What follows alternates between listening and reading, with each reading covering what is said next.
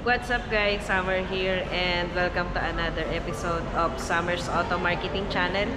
So, welcome back. And today's video, ang ipepresent naman natin ay ang Expander Cross 2026. So, bago tayo mag-start, please hit the like and the subscribe button para lagi kang updated sa lahat ng videos na ilalabas ko. So, let's review the unit. Let's go! So guys, this is the Expander Cross 2026. It is a top of the line and it has a two-tone.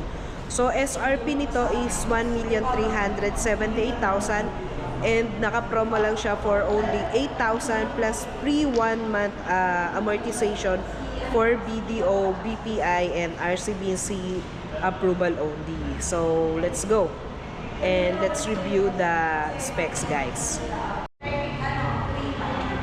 So guys, Expander Cross has a 1.5 liter engine with a 16 bulbs and then double overhead camshaft.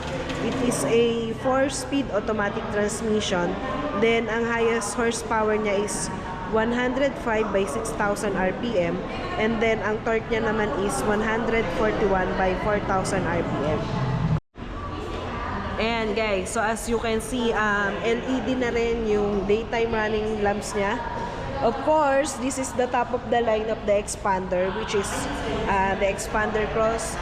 Then you have the LED headlamps also.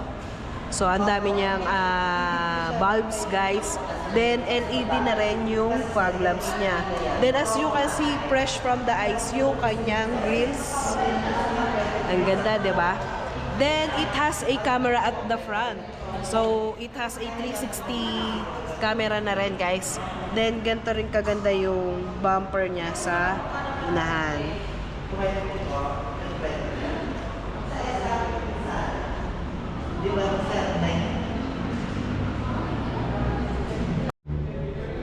Then, guys, ito naman yung design ng rim niya. It is a 205 by 55 ring 17 and it is a two-tone. Tapos naka-disc brake na lahat ng gulong, guys. Then ang ginamit na suspension is MacPherson strut and sa likod naman is torsion beam, guys.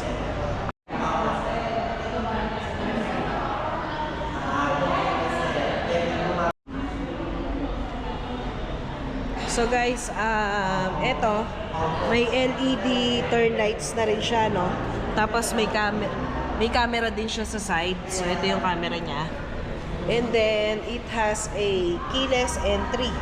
So kahit di mo na siya gamitan ng susay, guys.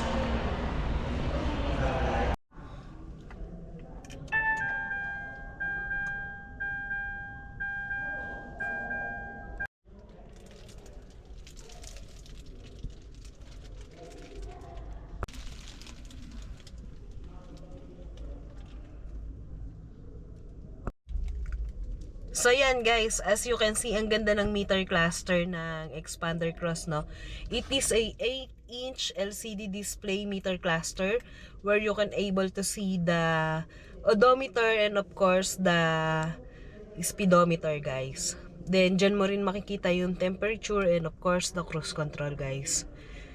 Then ito naman yung steering wheel niya, guys.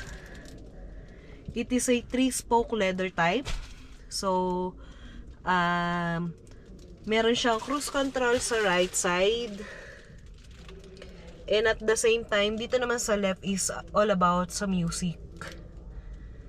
And then tilt and telescopic na pala siya, guys, plus with a badge of Mitsubishi and chrome design here.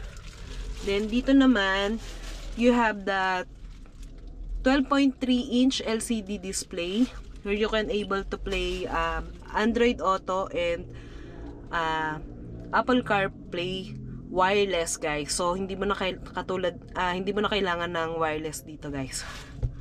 So ito yung mga options. Yan.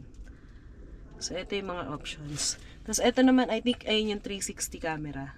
So maliwanag rin naman, no? And then, ito naman yung aircon niya. So, it is a piano type. Yung mga functions niya. With LCD display din, guys. And then, you have the push start and stop button. Then, you have the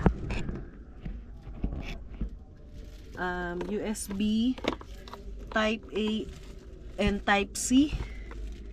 So, ayan. Plus 12 volt. Then, ito yung kanyang shift knob. 4-speed automatic transmission. Then, ano na siya, guys. Naka brake and auto hold na rin siya, guys. So hindi na yung ka-power brake na siya, guys. Tapos 2 cup holders. Then dito naman sa upuan, as you can see, combination of brown and black. Leather type. So leather din sa side and leather din dito, guys. So ayan. Leather lahat. Tapos guys, dito mo naman makikita yung functions for power adjust and power fold ng side mirrors. Then dito naman naka auto lock yung mga windows, guys. Tapos ito yung traction control, pwede siyang i-off. Tapos guys, dito nga pala sa Expander Cross, it has a 2 airbags sa front lang tsaka sa passenger. Dito yung sa passenger niya, guys. Tapos ito naman yung kanyang vanity mirror. Tapos may cabin light siya. And then dito wala. Tapos ito naman yung yung pinaka niya. Tapos 6 speaker with 2 tweeters, guys. So guys, as you can see dito naman sa second row ay may aircon function tayo dito, no. So naka 4 airbeds siya. Tapos ito yung function niya, guys. Tapos dito naman you have type C and type A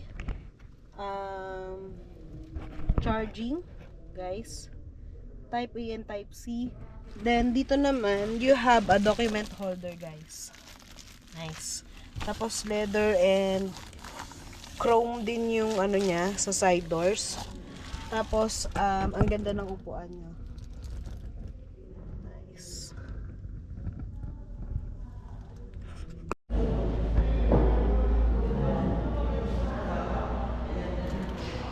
Tapos guys, dito nga pala sa seat niya, nai-slide siya, nare-recline, and then natatambol. So, pakita ko sa inyo, guys. So, once I press this,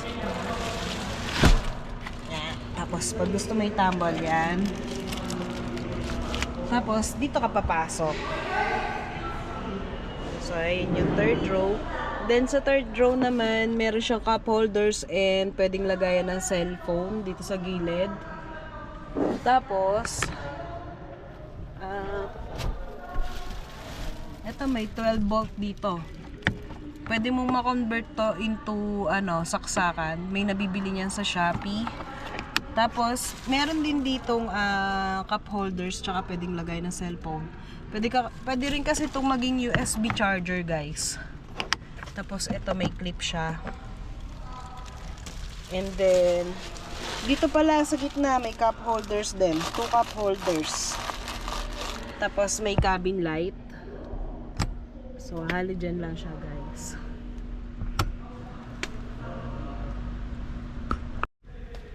So ito nga pala yung seat configuration niya, guys. So I'm just a 5 feet. Then nai-slide din tong third row, guys. Nai-slant din tong third row. Then may ka pa. Pwede mong iangat to, guys. Kasi kung bitin yung upuan, at least for neck protection ba, guys.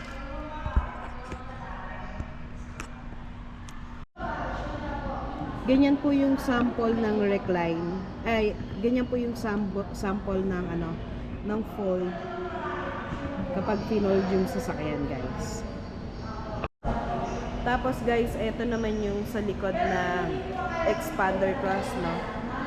So, it has LED T-shaped design. Then may tail lights din siya sa taas. Then may spoiler. And then may defogger din, guys, of course. Then you have the camera at the back. Tapos ito yung bukasan, guys. Wait lang kuya, sinisetan ko pa. So hindi ko siya mabuksan right now. Tapos ito yung design sa likod ng bumper.